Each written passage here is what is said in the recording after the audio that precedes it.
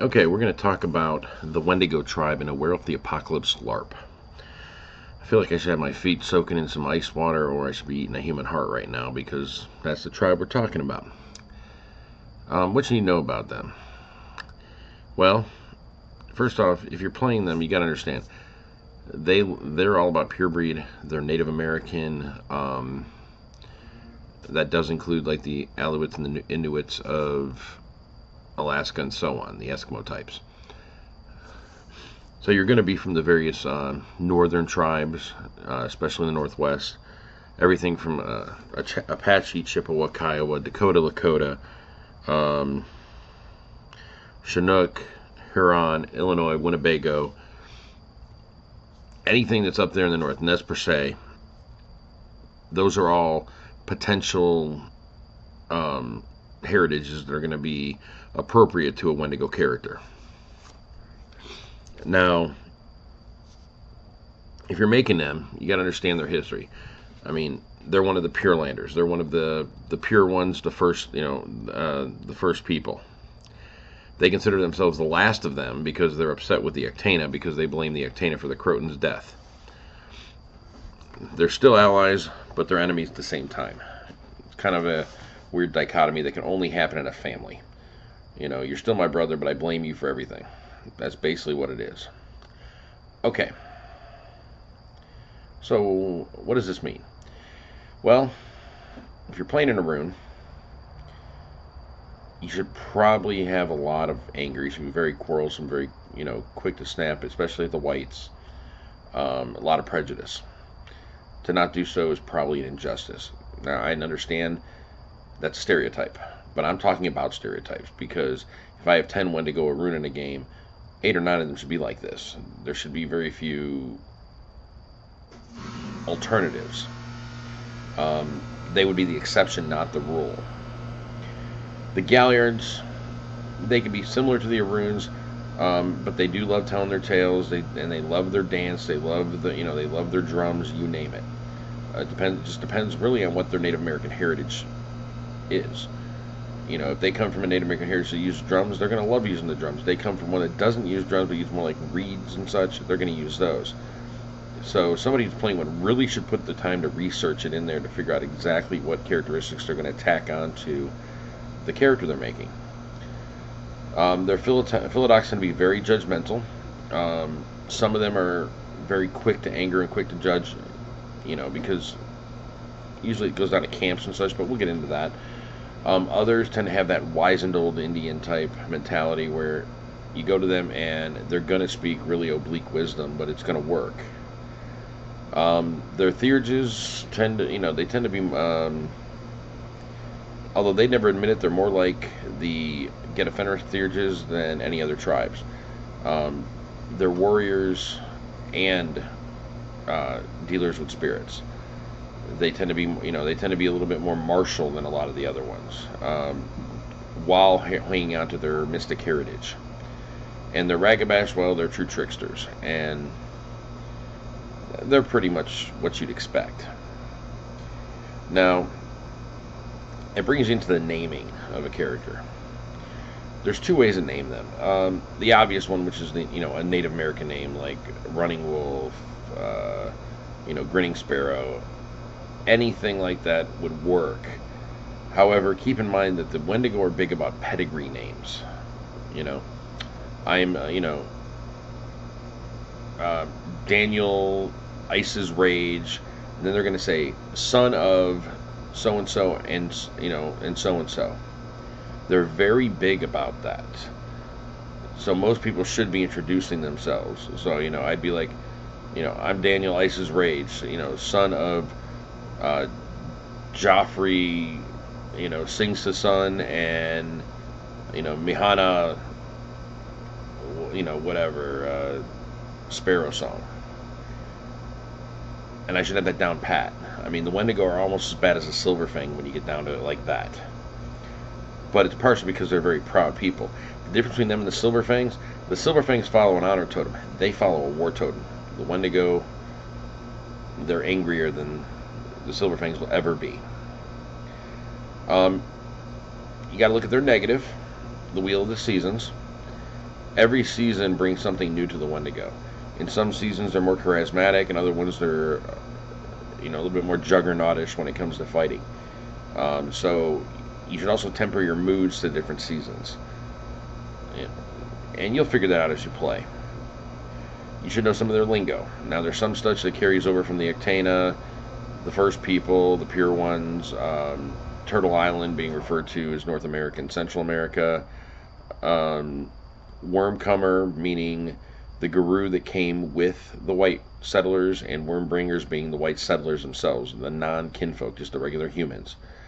They've also got a few other things. The powwow. Powwow is kind of like a moot for them. This is where they kind of recharge their spirits, and they bring themselves back up. It does serve in a lot of ways like the Revel would in a regular moot. They also have what's called the potlatch. This is kind of like the breaking the bone. They trade there, they get business done. It's very kind of marketplace, bazaar / town hall type stuff, but in their own way. There's the nippy. This is the Sweat Lodge. They believe in the Sweat Lodge. It's part of their culture. Every Wendigo at some point should be going through a Sweat Lodge experience. She'll get into that too. Then there's the dances. You got your moon dance and your sun dance. The sun dance is kind of like a seasonal thing. It serves a purpose. And the moon dance is kind of interesting because it's it's kind of a pseudo rite that they do where a Theurge battles with a spirit. If the Theurge wins, the spirit dwells within a container.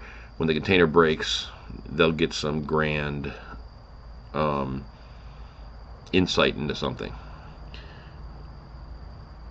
They buy into this heavily.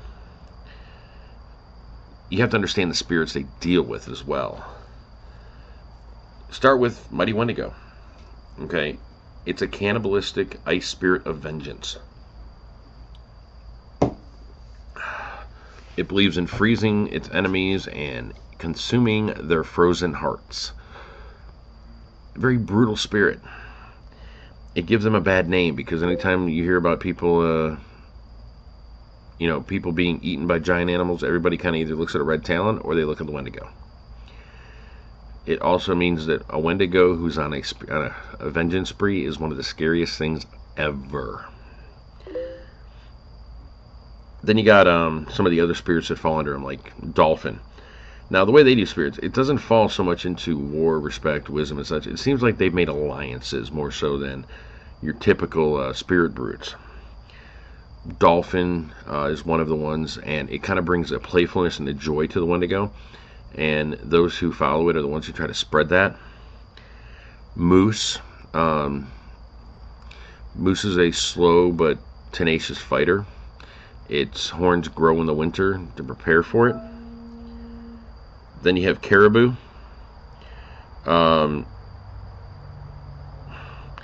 Caribou is a provider. It provides for both wolf and human.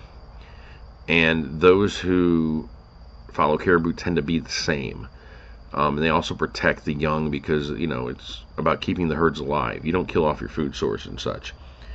And you got Sturgeon. Sturgeon seems to be like a tie to the ancestors because Sturgeon can give you they can give you answers to obscure things, but they can also give you a better connection to the ancestors themselves.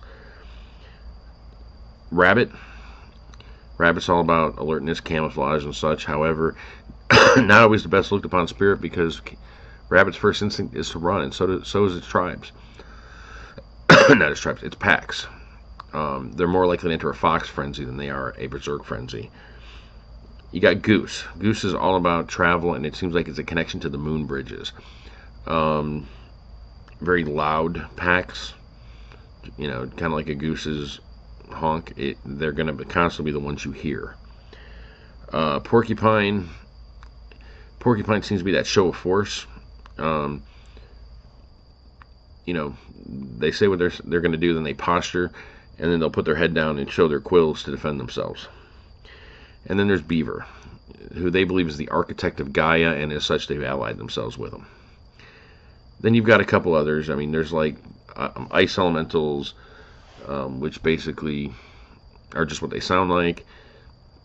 You got a number of other northern type creatures that would fit into there, and then of course the one that would fit in like my game, because I play in the south, mosquito, because mosquito is kind of cannibalistic in its own way, because it's a blood drinker, and therefore it is allied with,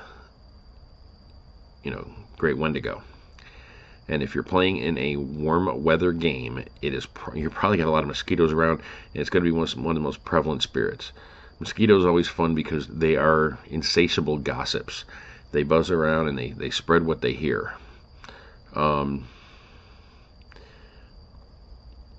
They make up for not having any Corax, I'll tell you that much. If you understand those, you can kind of lean into what it is to play, to be the Wendigo. You look at their alliances and you kind of realize what it comes down to. They have very different culture. You have to understand Native American culture. A lot of times it's not about, oh, I had a kid, I'm going to raise that kid. It becomes a communal thing. I give it to the village. The village raises it. The women there raise it. It is my son, but they raise it, and I just occasionally look in on it. And when he's old enough, I'm going to be the one to train him. I'm going to bring him into adulthood. Camp-wise, Wendigo are a little bit more refined in the way they do things. So they have a narrower view of things, and as such, they don't have as many camps as most of the other people do. They functionally have 3. You've got the Warpath. The Warpath are basically anti-Wormcomer.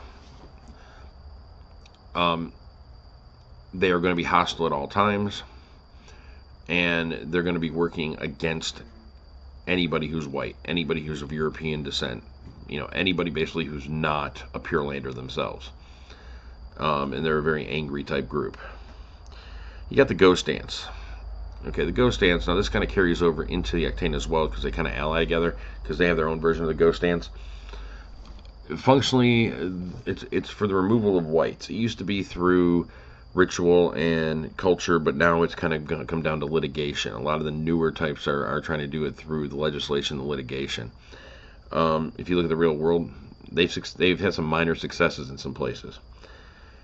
Then you have the Sacred Hoop.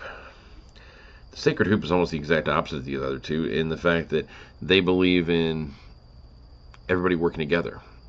When it comes to red man, white man, they want inclusion, education, reverence for, anything attached to them, whatever it may be. A very peaceful kind of camp. And they've had a lot of power, but they've been gradually losing ground to the Warpath as things have gone bad. Now in that, there's one other little subgroup that I always think of it as part of the Sacred Hoop, because it's called the Secret Hoop. These guys pull strings. I think they realize that total fanaticism doesn't work. And if the Warpath were to succeed in what they wanted to do, things would unravel. They might be able to get a few of the tribes to help them, but the other tribes would turn against them, and the resulting war would do nothing but benefit the worm. So the Secret Hoop they're very manipulative. They're kind of like Methuselah vampires. They're pulling strings. They tend to have strings into every Wendigo within their purview, within their umbrella. And if it looks like they're getting too close to a dangerous area, they're going to yank back on those strings and pull that. It's like yanking on a choker leash. And they're going to try to do it in a way that it's not realize that that's what was happening. So the Wendigo, who in a lot of ways seem like one of the simplest tribes out there, are actually one of the most complex. It's even hard to explain sometimes. They're very, very rich in culture, and the culture is diverse.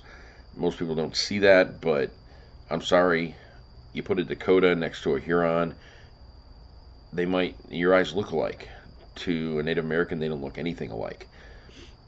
Oh, but they got red skin. Well, that's kind of a prejudicial statement to say. But then you look at their culture and you're going to see intricacies. And for them, something that we see as a little tiny intricacy that we don't think is very important can be monumental for them. It could be the things that wars are made of. So if you're going to play one, you really got to be ready to dedicate yourself to it. You got to be ready to put some thought and some research into it, because otherwise you're only half-assing it. If you're going to half-ass it, what's the purpose? If you're going to half-ass it, go play a fucking bonar. This is my view. I'm going to tie it up there. A lot of with Wendigo, it's kind of, I want to just throw you in the deep end and see how you do. I can't really, it's really hard for me to paint a really good picture until you've experienced what it is to play a Wendigo. That's it, guys. I don't know what's coming next, because that's the end of the tribes, and from here, I don't know if I'm going to go to Changing Breeds or if I'm going to do something else, but you'll be the first to know.